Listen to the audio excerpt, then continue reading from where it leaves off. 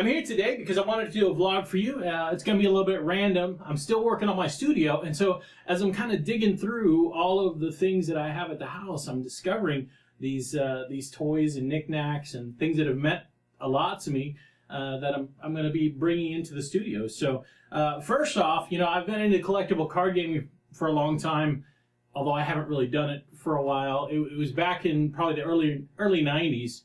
I think it was 1994. I know that because that's when it was released. I was a huge Trekkie. Loved Star Trek, especially Next Gen. And I was super excited when I started seeing Star Trek The Next Generation collectible card game. Now, I didn't really know what that was. I wasn't familiar with collectible card games at the time. Magic the Gathering had been out for a while at this point, but you know, I had no interest. But when I saw Star Trek, I was like, I may have to get one. And so I went in and I looked, and the decks were like $10, you know, and then they had these little, you know, foil packets that had like 15 cards in them for $3. Well, I didn't want to spend a lot of money, so I bought one of those little 3-card packs. And so I'm opening it and I'm going through it, and I was super disappointed because there was like nobody from the cast except one. I had one cast member in these 15 cards, so I was super disappointed. Of course, I didn't recognize that, you know, all the cast members were pretty much rare, and that there was one rare per booster pack, and so the odds of, you know, you're not going to get multiple main characters. But yeah, as I open it up, you know, here I've got this first version. This is alpha black bordered cards, and the only one I got was Jean-Luc Picard. And I was so disappointed. I was like, really? This is it? Jean-Luc Picard? That's the only one I get? Now, I love Jean-Luc, but, you know, I was like, seriously. Of course, imagine my surprise as I continued, because, you know, once an addiction starts, it barrel rolls. Collectible card games did that for me for a while. But so I started buying these things, and of course, I realized that, you know, there was only 20,000 of those actually printed of the Jean-Luc Picard. I mean, he is like the premier card. And so I brought that to show you today. See there? This is Jean-Luc. Mr. Pickard. Very excited. Like I said, one of 20,000 that were printed back in 1994, released November of that year. And here I was, disappointed. But I got the one and only Jean-Luc Picard. My Jean-Luc Picard card. Jean-Luc Picard card. So yeah, super excited about that. Of course, I went on to play a lot more. The original iteration of Star Trek collectible card game was not a very good game. You can only play 3 different races. They've expanded it since then. It's a much better game now.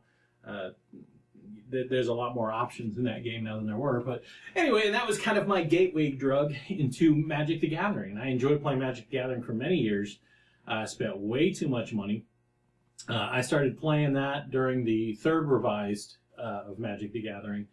Collectible cards? Collectible cards? Are they collectible? So anyway, collectible card. Oh yeah, Star Wars. I got to play in Star Wars collectible card game as well.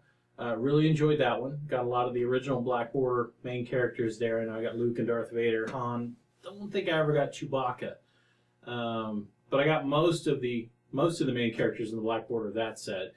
Of course, I was, you know, full on into collectible card games at that point. So, and actually, I probably should thank this guy, because I went to a collectible card shop one time with all of my Magic cards, and I was going to sell them to him. And I'm thinking, you know, over the course of my collectible card playing career, which was substantial. I mean, it was a number of years, but I figure I probably spent around $1,500 on cards during this period of time. And I remember I took my collection in one time to see if I could sell it off, make a little bit of money, because they do typically improve. So it's like, well, I got all this stuff. I spent $1,500. You know, maybe I can get $2,000, $2,500, maybe $3,000. You know, a nice chunk of change. You know, you can buy yourself a beater card with that kind of money.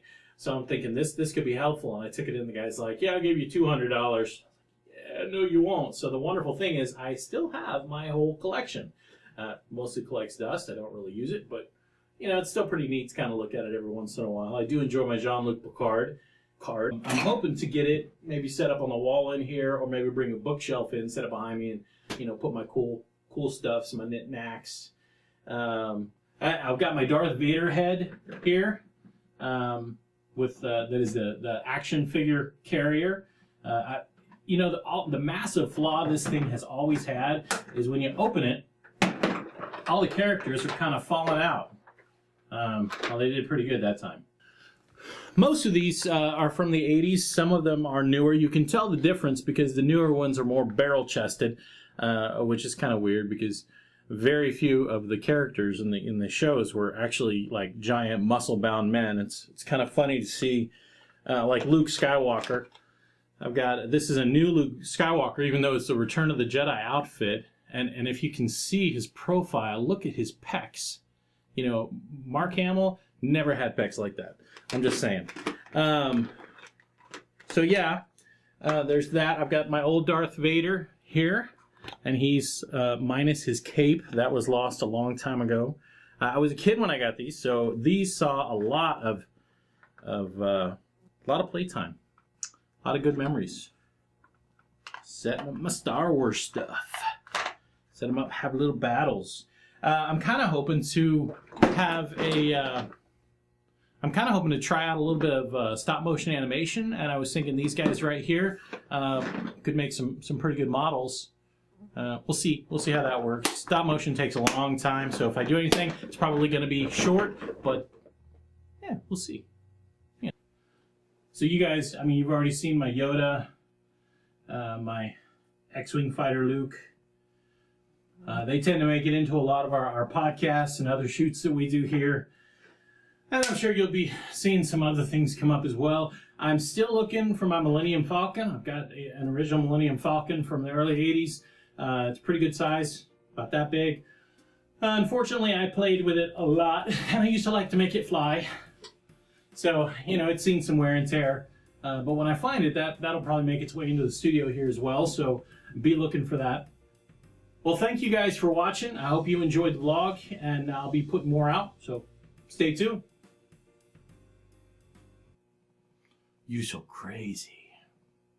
You're a crazy mama.